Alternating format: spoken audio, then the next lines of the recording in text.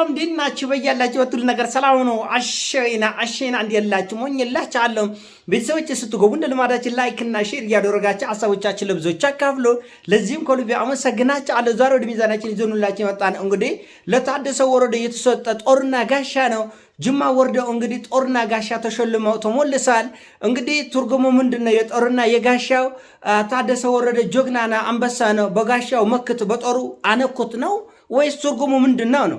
እነዚህ ሰዎች ትናንትና ወዲያ ነው ምርጫ ቦርድ ይሄ ህገወጥ ፓርቲ ነው መግለጫ መስጠት አትችልም አናውቀውም ብሏል። የኢትዮጵያ መንግስት በምርጫ ቦርድ በኩል ተገቢውን መስፈርት ባለማሟላቱ ምክንያት ህወሓት ተሰርዟል ተብሎ እንደገና ደግሞ ከህወሓት ጋር መሸላለሙ ምክንያቱ ምንድን ነው? በዚህ በኩል ህወሓት ከኤርትራ ጋር ዝግጅቱን ጨርሰ ሊወጋኝ ነው የሚል የተለያዩ መግለጫዎች ይወጣሉ። አንዱ ኮከሌ ጋር አንዱ ኮከሌ ጋር ህወሓት እየተጠራጠረ ነው፣ ዛሬ ነገ ወደ ውጊያ ሊገባ ነው ይላል። እንደገና ራስ ህወሓት አደገኛ ጦርነት ሊነሳ ነው፣ ደም መፋሰስ ሊመጣ ነው፣ ሰኞ፣ ማክሰኞ፣ ሮብ፣ ሐሙስ፣ ዓርብ፣ ቅዳሜ መግለጫ ነው። እንግዲህ በዚህ ሁኔታ የዚህ የጦር አዛዥ የዚህ ሁሉ ጦር አበጋዝ ኃላፊና መሪ የሆነ ታደሰ ወረደ ጠርተውት ጋሻና ጦር መሸለሙ ትርጉሙ ምንድን ነው? ሰላም ነው? ፍቅር ነው? ችግር የለም ነው ወይስ ጆግና ሰው ነው ወይስ ምንድን ነው ትርጉሙ? አልገባኝም። እኔ አልገባኝም። ይሄ ሰውዬ በየቀኑ እያስፈራራ እየፎከረ እያቅራራ በየቀኑ በመግለጫ እኔ ምን ማለት እንደሆነም አልገባኝም። መንግስት ራሴ ህገወጥ ፓርቲ ነው፣ ከዚህ ህገወጥ አካል ጋር ማንኛውም ሰው ግንኙነት ማድረግ አይችልም የሚል ህጋዊነቱን ሰርዣለሁ ብሎ ጨርሳል። እንደውም ጠቅላይ ሚኒስትሩ ቃል በቃል ፓርላማው ህወሓት ከተሰረዘ ከዚህ በኋላ ወደ ሌላ ወደማንፈልገው ጦርነት እንገባለን ተብሏል።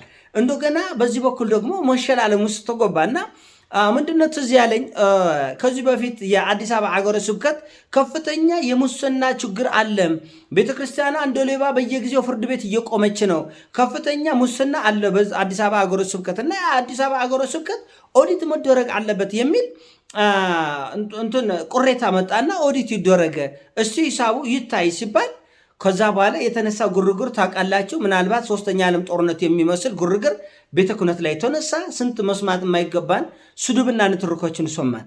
ከዛ 20 ቀን አልቆየም የሆነ ዝግጅት ተዘጋጀ። የአዲስ አበባ ሀገረ ስብከቱ ሊቀ ጳጳስ አቡነ ሄኖክ ለአቡነ ማትያስ ወርቅ ሸለሙ። በዚህ በኩል እየጠረጠራናቸው ገንዘቡ ሙስና በከፍተኛ ሁኔታ አገረ ስብከቱ አዲስ አበባ ሀገረ ስብከት ተጮማልቀዋል ተባለ። በዚህ በኩል ደግሞ ወርቁ መሸላለም አለ። በዚህ በኩል እንግዲህ ህወሓት ጦርነት ደግሳል። አንዴ ከኤርትራ ጋር፣ አንዴ ከማን ጋር፣ አንዴ ከኮሌ ጋር። ይሄው ዝግጅቱ ተጠናቋል። ጦርነቱ አይቀሬ ጦርነት ነው እየተባለ በየሚዲያ ይነገራል። እንደገና በዚህ በኩል ደግሞ ታደሰ ወረደን ጦርና ጋሻ ተሸልመ። ምንድን ነው ምክንያቱ? ለኢትዮጵያ ህዝብ ይሄ የሚያስተላልፈው ሰላም ነው አሸዊና ነው ወይስ ደግሞ ይሄ ሰውዬ በጣም ጆግና ሰው ነው? ጦርና ጋሻ አርማነቱ የጀግንነት የታላቅነት የሀገር መከታ እነዚህ ባህላዊ ጄኔራሎች ናቸው። ኢትዮጵያ ለዘላለም ሲያደሙ የነበረው አሁንም ከማድማት ወደኋላ የማይሉ ናቸው። ወይ በዚህ በኩል የጦርነት ኖጋሪት የሚነገሰው የሚጎሰመን የጦርነት ኖጋሪት ማቆም ነው ወይ መቆነስ ነው። ሰላም ከሆነ ሰላም ነው። 2 ዓመት ሙሉ ትጥቅ ትፈታለህ? አልፈታም። ከባድ መሳሪያ ታስረክባለህ? አላስረክብም። ሰራዊትን ትበትናለህ? አልበትንም።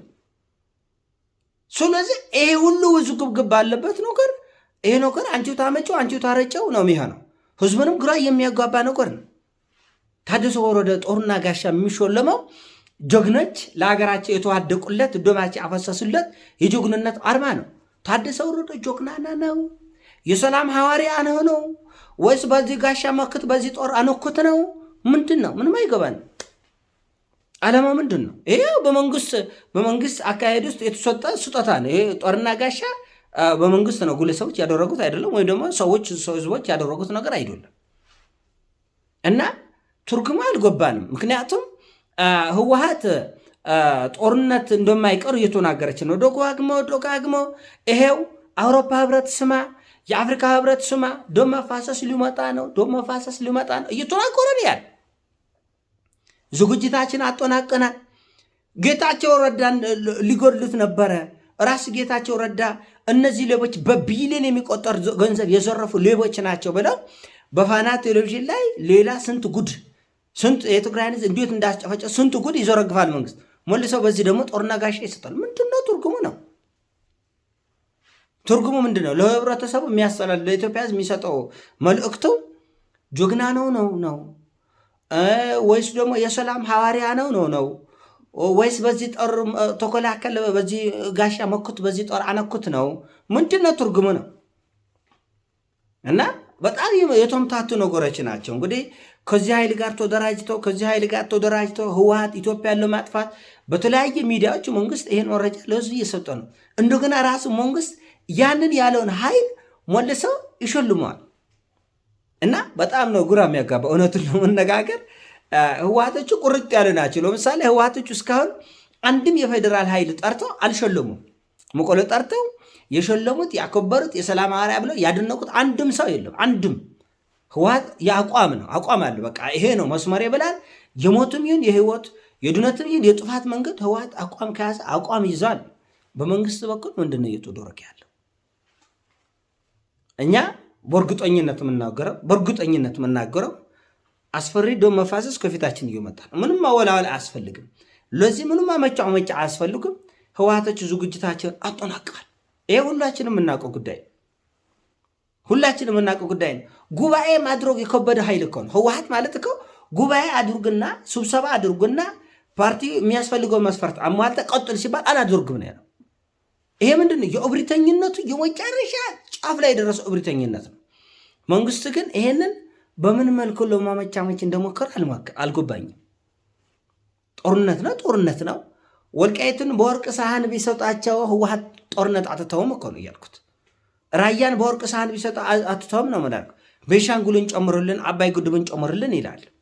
እንደገና እሺ አባይንም ውሰዱት፣ ቤንሻንጉልንም ውሰዱት፣ ወልቃይትንም ሁመራንም ውሰዱት በጥላቸው የጦርነት ካሳ ያስፈልገናል ይላል። የጦርነት ካሳ እስከ አላማጣ እስከ ደሴ ድረስ የኛ ነው ይላል። የፈለገ ነገር ቢሆን አሁን ውስዋስ ውስጥ ነው ህወሓት ያለው እና አንዳንድ የተምታቱ አካሄዶቹ እውነቱ ለመናገር በጣም ነው ግራ የሚያጋቡት። ወጥ አቋም ያስፈልጋል። ህዝብ የሚያውቀው ዝም ብለው የውዥንብር ሐሳብ ሳይሆን ትክክለኛ አንድ ነገር የሚደረግበት ምክንያት አንድ ሰው እስቲ ለኔ ንገሩኝ። አንድ ሰው መቀሌ ጠርተው የሸለሙት ወርቅ ያላበስት ካባ የደረቡለት ጦርና ያገሻ የሸለሙት አለ ከፌደራል መንግስት ህወሓቶቹ አንዱም ሰው አልሸለም። ለምን ያውቃሉ?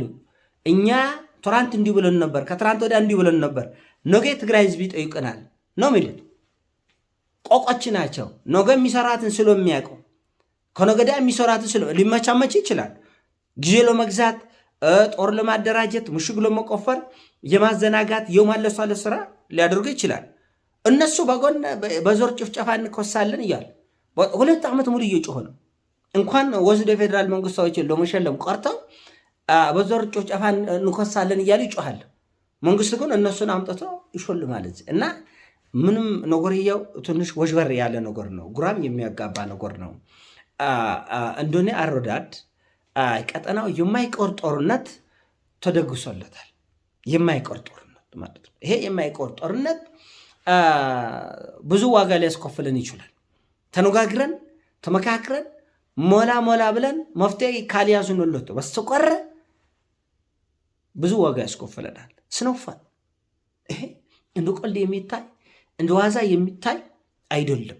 ምናልባት ባለፉት 4 እና 5 ዓመታት የከፈልናቸው ዋጋ ያለበሱን ጥቁር ካባና የጻፉት አንገት ያስደፉን ታሪካችን ይሄ እንዳይደገም ከዚህ በኋላ ለአንዴና ለመጨረሻ ጊዜ ነገሮችን በእውነተኛ ንግግር አገሩ ለሁሉ ይበቃል። ይሄን በትክክለኛው መፍትሄ ካላበጀንለት እንደዚህ አይነት መሃል ላይ ጉራ የሚያጋቡ ድርጊቶችና አካሄዶች ሲኖሩ ህዝቡ አንድ መስመር እንዳይዝ ነው የሚያደርገው። እውነቱን ለመነጋገር አንድ መስመር አይዝም። ሰላም ነው ጦርነቱ ነው። በዚህ በኩል ፓርቲ ሶርጃል ይላል መንግስት፣ በዚህ በኩል ህወሓት ከኮሌም ጋር ሆኖ ውጊያ ሊጀምር ነው ይላል። በዚህ በኩል ጦርና ጋሻ ይሾልማል እና በጣም የሚያምታታ ነገር ነው። በዚህ በኩል በነጌታቸው በኩል ከፍተኛ የፕሮፓጋንዳ ስራ ህወሓት ያደረገውን ስራ በማጋለጥ በትግራይ ህዝብም ሆነ የኢትዮጵያ ህዝብ ራስን ከህወሓት አደገኛ አካሄድ እንዲጠብቅ የሚል ፕሮፓጋንዳ ይሰራል፣ መረጃዎች ይሰጣሉ። በዚህ በኩል ደግሞ ይሾላል እና ትንሽ አስቸጋሪ ነው ማለት ፍሬ ሐሳቡን ይዞ መስመር የሚይዝበት አካሄድ አይደለም። ህዝቡም በደንብ የሚገባው መረዳት እንዲኖር የሚያስችል አካሄድ አይመስሎኝም። ይሄን ሐሳብ ነው። ሐሳብ ሲሞቻችን ላይ አድርገው ሼር አድርገው ወዳችኋለሁ። በያላችሁበት ይመቻችሁ። ፒስ